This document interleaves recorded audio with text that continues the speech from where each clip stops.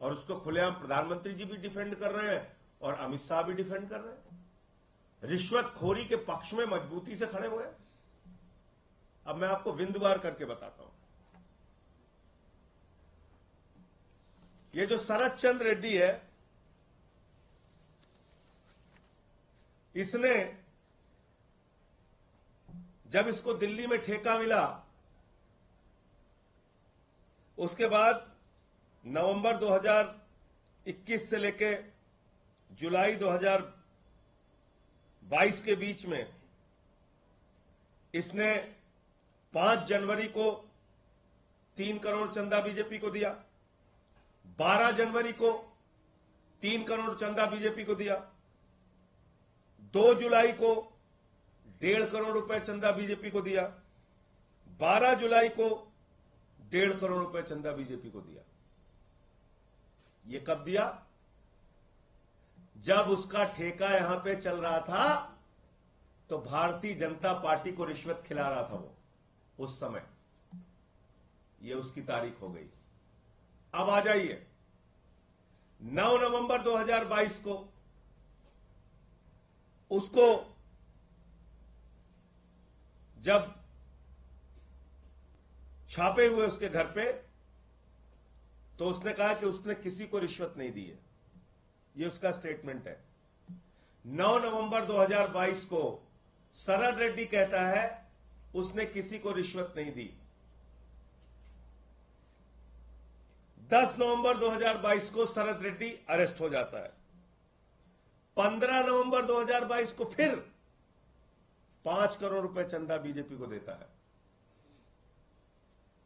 5 करोड़ रुपए चंदा 10 नवंबर को गिरफ्तार होने के बाद शरद रेड्डी 15 नवंबर को 5 करोड़ रुपए चंदा भारतीय जनता पार्टी को देता है।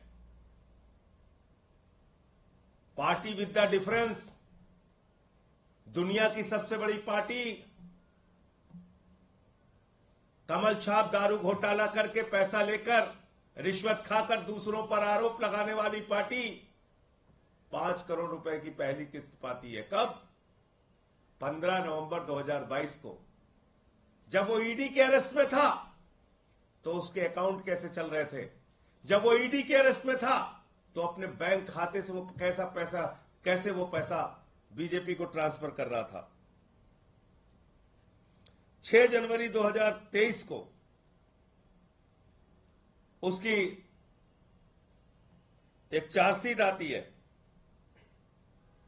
जिसमें ईडी कहती है कि शराब घोटाले का किंग पिन है शरद चंद्र रेड्डी। ध्यान से सुनिएगा। 6 जनवरी 2023 को 6 जनवरी 2023 को यानी कि उसकी गिरफ्तारी के बाद 10 नवंबर 2022 को गिरफ्तारी होती है। 6 नवंबर 2023 को उसकी चार्जशीट आती है जिसमें ईडी कहती है ये शराब घोटाले का किंग पिन है, मुख्य घोटालेबाज है और सबसे बड़ा लाभ उठाने वाला व्यक्ति है। 20 जनवरी 2023 को जब इसकी बेल एप्लीकेशन लगती है तो ये क्या कहता है अपने बेल एप्लीकेशन में? During the hearing of his bail application in Rouse avenue court, Sharad Chandra Reddy accuses ED of putting undue pressure and using force on him and his employees to sign pre dictated statements. 20 जनवरी 2023 को शरद रेड्डी कहता है कि उसके ऊपर और उसके कर्मचारियों के ऊपर ईडी दबाव डाल रही है अपनी ओर से कहे गए और अपनी ओर से लिखे गए बयानों पर हस्ताक्षर करने के लिए, बयानों को देने के लिए। He claimed that the accusation of paying 100 crore bribe to Delhi government officials was baseless. 20 जनवरी 2023 को शरद रेड्डी कहता है कि 100 करोड़ रुपए रिश्वत देने की बात, दिल्ली सरकार के अधिकारियों को देने की बात पूरी तरह निराधार है। झूठी है, उसकी बेल एप्लीकेशन तो पड़ी होगी, पढ़वा लीजिएगा, थोड़ा मेहनत कीजिए। मीडिया के लोग जैसे आम पूड़ी मिठाई पे इतनी मेहनत कर रहे हैं, थोड़ी मेहनत इस पे भी कर लीजिए। आम पूड़ी मिठाई आलू पे तो दिन रात मेहनत हो रही है, इस केस की पड़ताल तो कीजिए, सच तो लाइए देश के सामने। क्या हुआ है अरविंद केजरीवाल के साथ, और क्यों मैं बार बार कह रहा हूं कि यह गहरी साजिश है। और कल गृह मंत्री के बोलने के बाद तो पूरे देश को यह जानना जरूरी है। आगे पढ़ रहा हूं। 26 अप्रैल 2023 जब शरद चंद्र रेड्डी को 6 महीने हो जाते हैं, तब वो अचानक पलटी मारता है और 26 अप्रैल 2023 को वो बयान देता है कि 100 करोड़ रुपए की रिश्वत का कुछ हिस्सा, जिस बात को 20 जनवरी 2023 को इनकार कर रहा है, 26 अप्रैल 2023 को कह रहा है 100 करोड़ रुपए का रिश्वत का कुछ हिस्सा देने के लिए मैं एग्री किया था, मैंने सहमति दी थी। और इस बीच क्या होता है कि उसकी बेल जो है वो 20 जनवरी 2023 को रिजेक्ट हो जाती है। ईडी के विरोध के बाद जब वो मना करता है कि उसने कोई रिश्वत नहीं दी, तो ईडी उसके बेल का विरोध करती है और उसकी बेल लोअर कोर्ट से रिजेक्ट हो जाती है।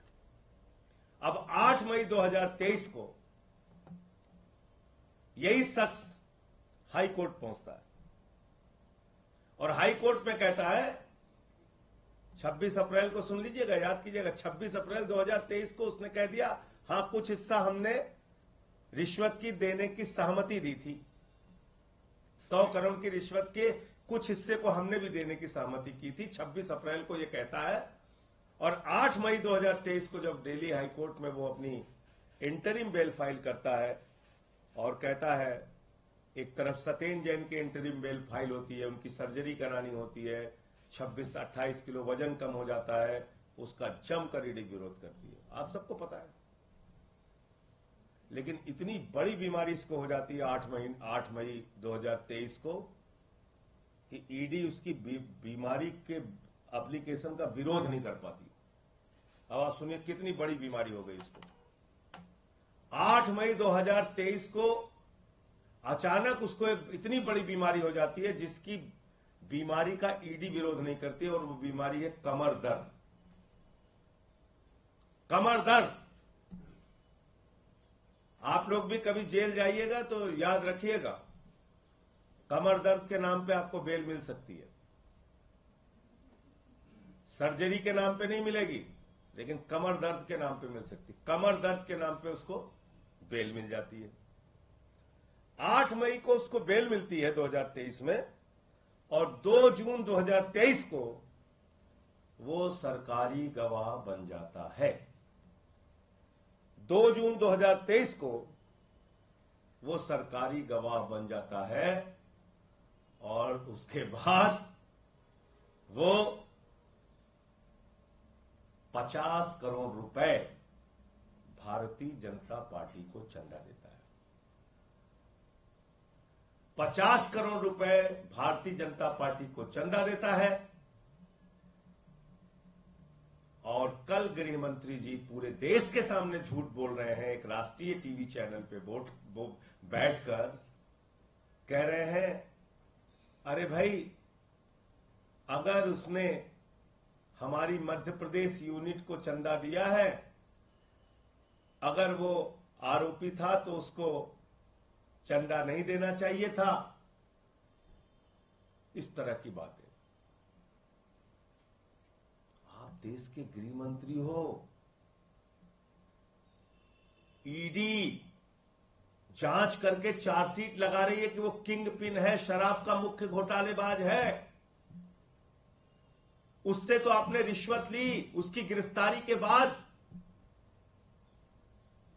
आपकी पार्टी ने रिश्वत ली 55 करोड़ रुपए की। कितने लोगों की गिरफ्तारी हुई अब तक? कितने लोगों से पूछताछ हुई अब तक?